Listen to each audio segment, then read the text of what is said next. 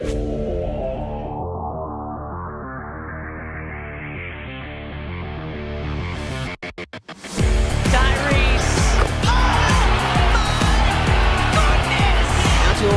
Tobias Harris, and Tobias drills it! Sixers up one! Embiid fakes, Embiid down the lane!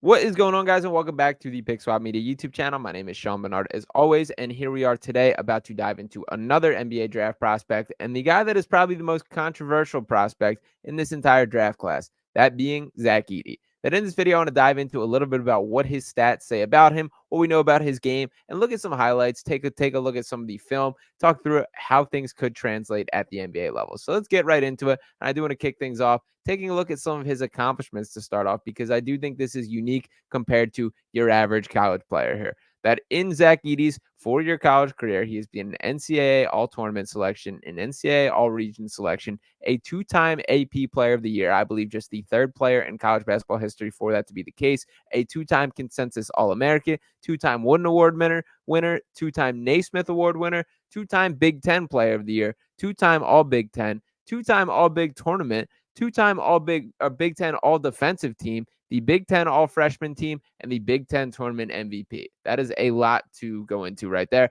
and a little hat tip to Zach Edey for all these accomplishments. Now, to look a little bit at the stats, and let me zoom in a little bit here. So as you can see, he did progress throughout the length of his college career in a pretty impressive fashion. He is a guy who continually added layers to his game throughout the 4 years of college. As a freshman, played just 14.7 minutes per game, averaged just 8.7 points, 4.4 rebounds, 1.1 block, did shoot 59.7% from the field.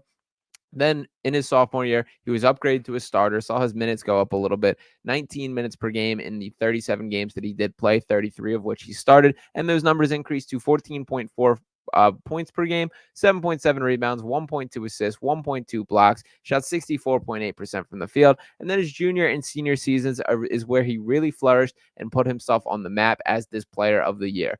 In his junior season, he played 31.7 minutes per game, had 22.3 points, 12.9 rebounds, 2.1 blocks, 2.3 turnovers, shot 60.7% from the field overall. And then in his senior season, a slight bump up to 32 minutes per game, in which he produced 25.2 points, 12.2 rebounds, a slight dip in the rebounding production, but not a huge worry there. Over 12 is still ridiculous. Had 2.2 blocks, 2.3 turnovers, just 1.9 fouls per game. I do think the lack of fouls is something that is worth noting. And another point that I did want to dive into is the free throw shooting here, that he looks like a pretty good free throw shooter, which is great news for Zach Edey. 71.1% this season. He was 73.4% the season prior, and on 11.2 free throw attempts per game. So real deal sample size there. And why that is so important to me is, number one, is Zach Edey is going to be a guy that gets fouled plenty, that he is going to find his way to the free throw line. There is no doubt about that. That tends to be what happens when you are as big as he is. And besides that, it's a good indicator of his potential shooting ability, which we did not see a ton of in college. Overall, he attempted just 2 3-pointers. He went 1 of 2 on those opportunities.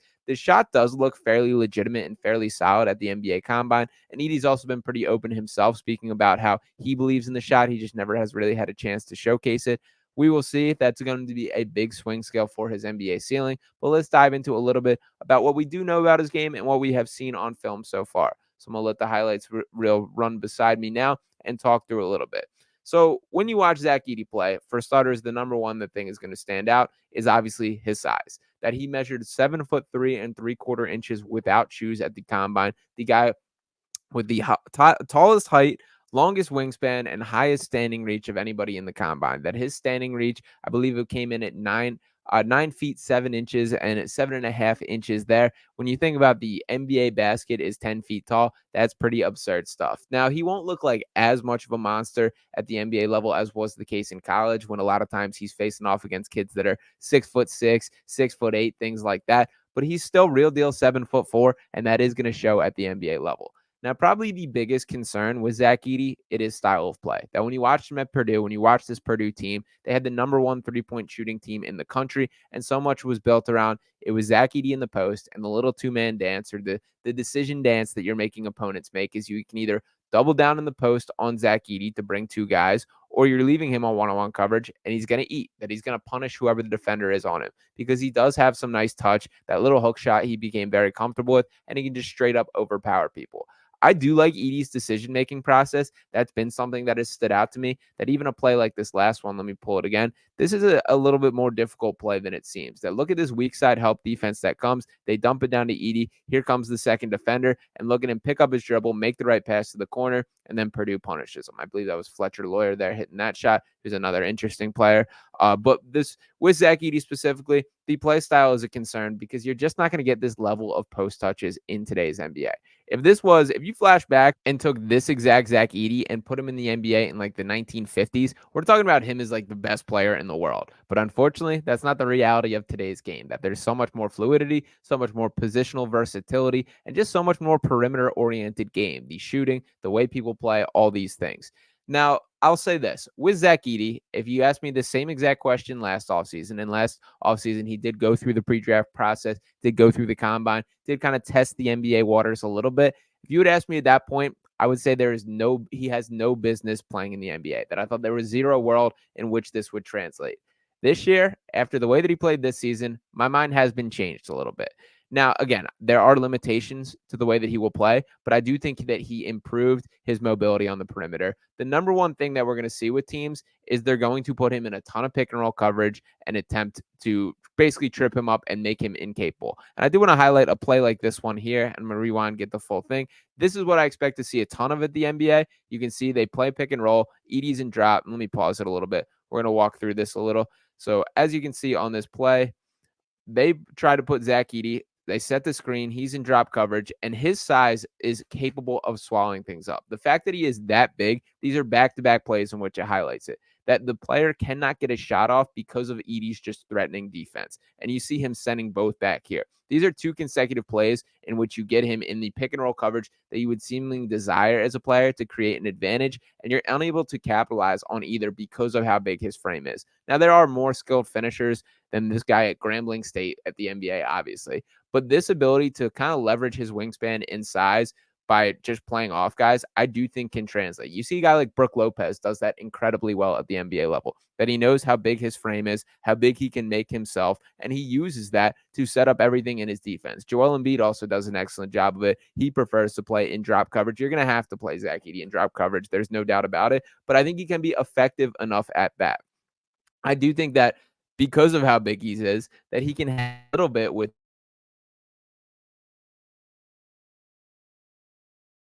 to win NBA Defensive Player of the Year. I'm asking him to just be a capable defender in the half-court setting, that you're obviously going to be able to capitalize in transition, all these other things, but in unique situations, I do think he can be effective. But that does bring up the question of what does a role for Zach Edey look like in the NBA? And that's been one that's a little difficult to answer. That I don't think it's likely that he ends up being a starter. I think it's more than likely that he's a little bit of an impact backup center. That he's almost like when you throw in a backup big man, a lot of times you want this spark.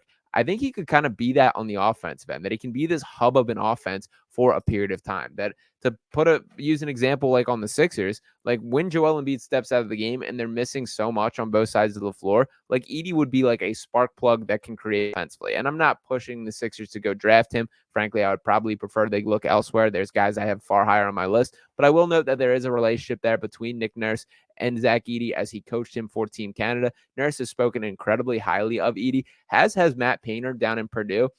I think the reputation of Zach Edey is far worse than he deserves, that he's a kid that tries hard, has improved his game year in and year out, and really looks to be maximizing on the skill set that he does have. As much as people want to complain, and this is another cool highlight here that I want to highlight, this is exactly what I'm talking about, where Utah State thinks they have the advantage by getting Edey on the perimeter, but look at the way he's able to still keep the guy afar and even still comes up with the block there. Crazy stuff. But when I hit pause button here, look at where he has Edey. Look at the space that Edey's keeping between them. That's because of how much ground he can make up with his size. Even as he tries to get in his dribble package here, Edey's still sizing him up, still holding a notable bit of ground, and then even has a little bit of it. Almost effectively is a screen as kind of the duck in that the big man tries to set here.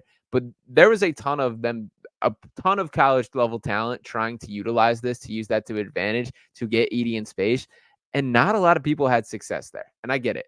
The NBA is a different beast. There's no doubt that there will be a level of athleticism, quickness, and just overall skill that Edey has yet to face. But I was really impressed with the way that he held up when he was challenged, that there is like a competitive spark in Zach Edey that I admire, that I think oftentimes when we look at these big kind of like, I don't want to say awkward looking guys, but the big guys that don't seem to have the top coordination, the first thing that we assume is that they're soft. That is not the case with Zach Edey. He's not going to be a guy that rolls over, who gives up, who is incapable of hanging, or doesn't have the drive to get better or compete. He's going to do all those things. It's just a matter of if his body can move well enough. And injury concerns are obviously a thing when you are that big, but I will say that he's had a clean bill of health so far, and I do think that his body is much more filled out than generally people of this size. You want to compare him to like a Chet Holmgren or a Victor Wembanyama, Zach Edey could put those guys in the weight room, and that is intriguing when you think about the long-term perspective there. I would take the bet that his health sticks up better than most people would expect for a 7'4" guy. So I'm not saying that teams should be rushing to take him in the first round. I do think that he does ultimately end up a first-round pick and likely a lottery pick. That's probably a little higher than I would be comfortable with for Zach Edey, because I do think his ceiling is limited, but I do believe in him as an overall talent. I do believe in him as a guy that's willing to work hard to improve and has enough of a baseline there that sometimes size does matter. And I think this guy may be just too big to fail, that there's too many things that you can do, too much of a unique player not to find ways to utilize him. And there are a ton of swing skills that we do not know. The shooting may make or break him. If he is incapable of shooting from the outside, we may be talking about a different story. But based on the free throw percentage, based on how he's looked at the combine, I am willing to be a believer that Zach Edey has at least a little bit of that in the tank. I'm not saying he's going to be a 40% three-point shooter, but if you can just be adequate and respectable, that opens the door for a ton of things. Or if he ends up to be a good shooter, we could be talking about a Brook Lopez-like role for Zach Edey. So I think the best version for him, the best situation, would be next to sort of one of these tweeners, maybe even a Chet Holmgren or a Victor Wembanyama, where he can be the guy that is the pure paint anchor to allow them to swarm on the perimeter. I know for San Antonio specifically, they did some really interesting stuff defensively, where Wembanyama was the guy rotating out on the perimeter and trying to block jump shots. And because of his monstrous frame, it was pretty effective in spurts. If you pair that with a guy like Zach Edey down low, who can patrol the glass, be the guy protecting the rim, I could see a world where that works very effectively. And even with the Sixers, once again, you want to pair them with like a Joel Embiid, allow Joel to be the guy that is flipping out on the perimeter, and on the offensive end, being the guy comfortable in the mid-range. Those are things that make sense. So while he is your traditional big man, I do think it would make sense to pair Edey with kind of one of these fringe type big man type players. So we'll see whatever situation he lands on. I do think that will play a major role in what his NBA success rate is looked at. But I will just say that I am buying a little bit of the Zach Edey stock that a lot of people tend to be selling. But I do think this guy will carve out a long-term NBA career for himself. It may not look exactly how people want it to, but I think there's enough skill there, enough talent, and enough desire to buy into this kid. So let me know what your guys' thoughts are on Zach Edey. Where do you ultimately think he will be drafted? Does he have a place in today's NBA game? And anything else that you got on your mind? Make sure you are smashing that like button, dropping a subscribe to let me know that you are listening. And I'll be talking to you throughout the rest of the draft process, breaking down some more guys right here on Pick Swap Media.